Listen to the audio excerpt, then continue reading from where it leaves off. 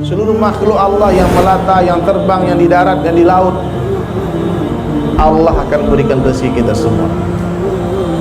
Makanya nggak perlu sebetulnya kita, maka sekarang kita cek dulu sumber rezeki kita dari mana. Ada nggak dari perkara yang haram?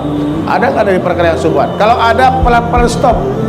Dan ini memberikan jawaban juga perlu hikmah juga. Ada teman saya, dia punya bisnis haram, bisnis. Dia jual, dia punya kafe.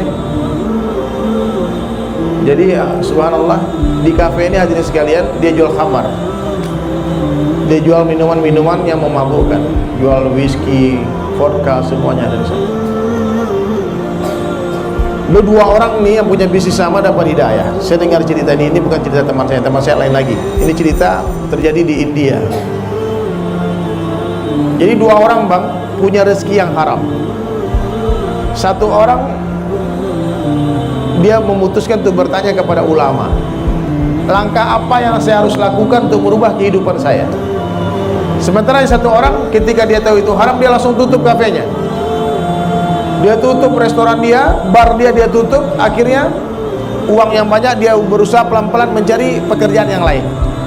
Yang satu orang tadi bermusyawarah dengan para ulama, dikatakan, Ustadz saya punya bisnis haram, bagaimana caranya?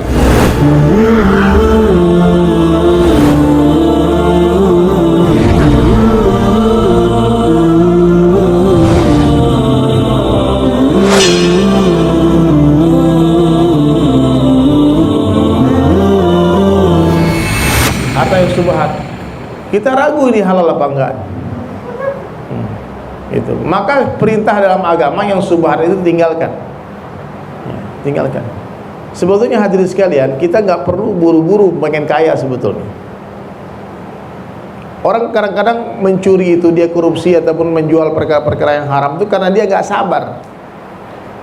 Kalau rezeki itu hadirin sekalian, rezeki ini kata Rasulullah sallallahu alaihi wasallam, tidak akan mati satu orang hamba, tidak akan mati satu orang manusia sebelum Allah sempurnakan seluruh rezekinya. Jadi kalau memang itu takdir kita, rezeki akan datang kepada kita, maka hadirin sekalian, rezeki itu pasti akan datang. Dan banyak hari ini orang yang masalah paham, dia pikir rezeki itu apa yang ada di rekening banknya dia. Dia pikir rezeki itu apa tanah dia luas. Bukan. Rezeki itu kata para sahabat hadirin mulia, itu hakikatnya tiga saja. Rezeki itu yang pertama, apa yang sudah kita makan, itu rezeki kita. Saya pesan makanan tadi, belum tentu yang semua di piring itu rezeki saya. Bapak kalau nggak percaya ke belakang itu makan nggak habis, masih tinggal separuh. Berarti yang separuh bukan rezeki saya.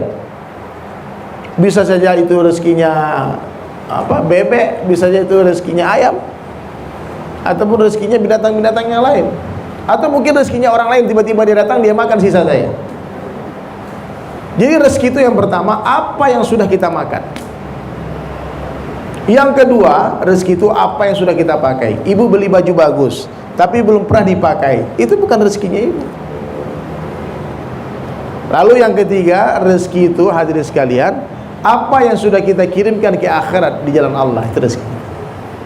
Apa yang sudah kita gunakan untuk agama, itulah rezeki kita. Maka matematikanya orang beriman itu berbeda dengan matematikanya ahli dunia. Saya mau tanya nih kepada jamaah sekalian, kalau kita punya uang 1 juta, lalu kita sedekahkan 300.000, berapa sisa uang kita? 700.000. Nah, itu kalau kita pakai kacamata dunia, benar jawabannya. Tapi ketika kita lepaskan kacamata dunia, kita pakai kacamata akhirat, rezeki kita yang 300.000 itu. Yang 700.000 belum tentu Pak, mungkin itu rezekinya copet, hilang dompetnya, atau rezekinya orang lain. Nah, jadi rezeki itu. Maka sebetulnya sungguh bodoh orang-orang maling itu, orang-orang koruptor itu. Orang koruptor, ibu bayangkan betapa Allah bodohkan mereka, Allah matikan akalnya. Dia mencuri di uang negara ataupun di sebuah perusahaan, dan dia takut ketahuan. Maka dari uang yang banyak tadi, Bu, dia belikan mobil mewah. Karena takut ketahuan mobil mewah atas nama orang lain. Terus mobil tadi disimpan di garasi rumahnya, takut dia bawa keluar. Ataupun yang bawa keluar mobil orang lain juga. Dia bangun rumah mewah, villa atas nama orang semua. Gak ada yang atas nama dia. Dia pun takut datang ke villa tadi, takut-takut dipantau oleh KPK. Kalau KPK tanya itu rumah siapa, dia bilang rumah teman saya, itu dia sertifikatnya. Apa yang dia dapatkan? Cuma kehinaan saja. Yang dia dapatkan cuma dosa saja. Dia tidak bisa nikmati. Maka bodoh hadirin mulia.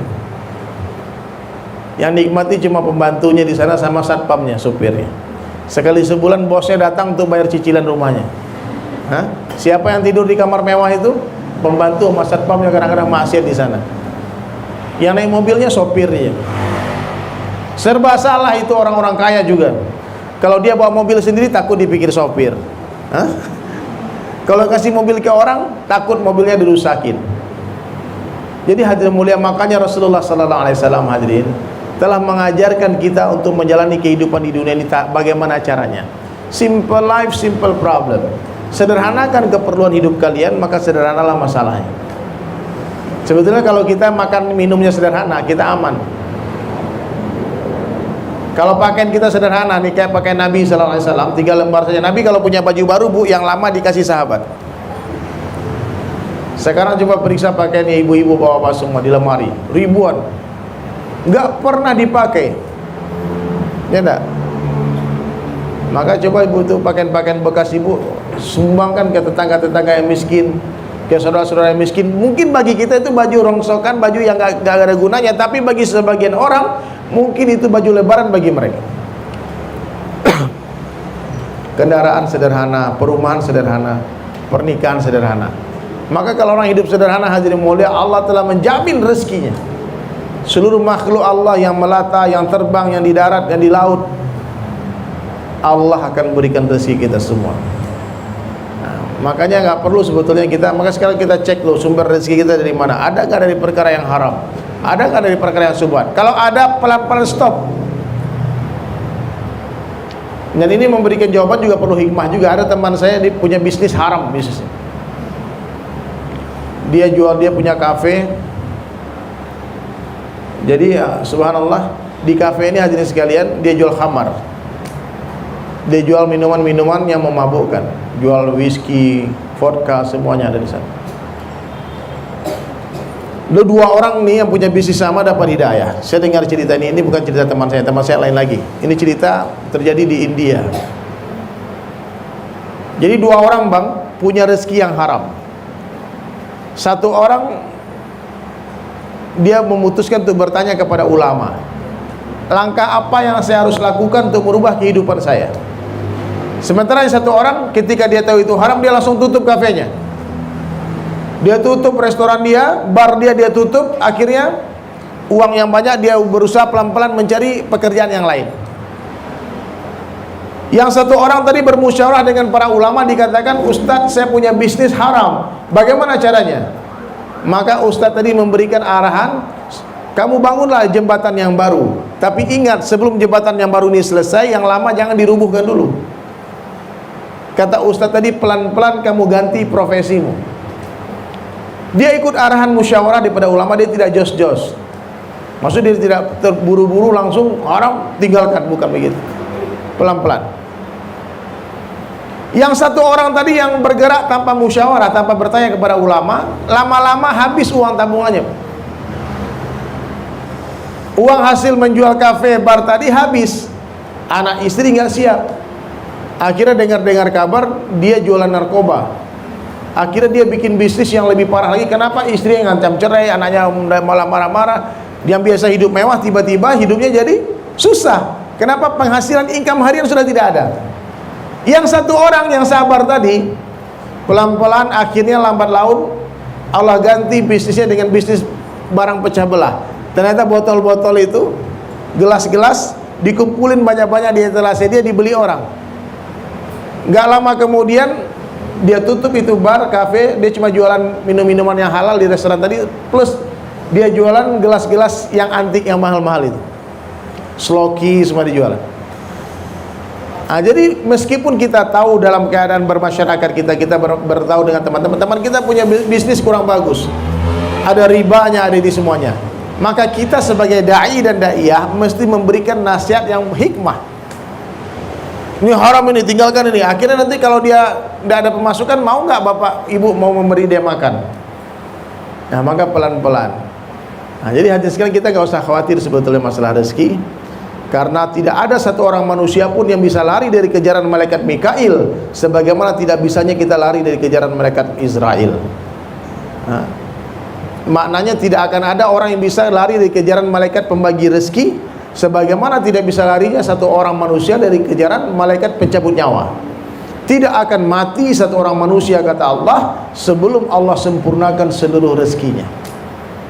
Ini hadis Nabi SAW, kata Rasulullah SAW. Ya bu ya. Jadi kalau ada satu orang yang Allah telah takdirkan dia harus memakan 1000 liter beras, 10.000 liter beras, selama di dunia dia harus makan 10.000 liter. Lalu orang tadi sudah makan 9.999 liter. Dia naik pesawat, tahu-tahu jatuh pesawatnya. Wallahi ini orang gak akan mati, bu.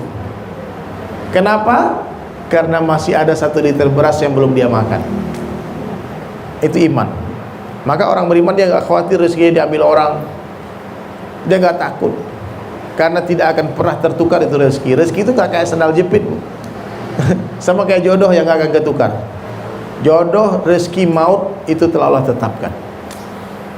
Jadi bang, kira-kira begitu ya. Yang halal sebetulnya sudah jelas halalnya, yang haram sudah jelas haramnya. Yang di tengahnya itulah yang abu-abu subhat. Lebih aman yang subhatnya kita tinggalkan. Yang penting berkah sebetulnya, nggak perlu banyaknya. Keberkahan pada rezeki itu hanya akan didapatkan dengan ketakwaan, dengan ibadah, dengan salat, dengan zakat, dengan puasa, dengan haji. Berkah pada rezeki itu seperti manis pada gula. Ibu mau nggak punya gula 1 truk? Mau, tapi nggak manis.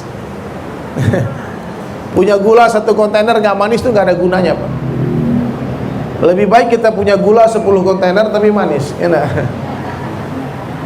Ataupun punya gula 1 gelas, 1 sendok pun kalau manis insya Allah bisa bikin manfaat.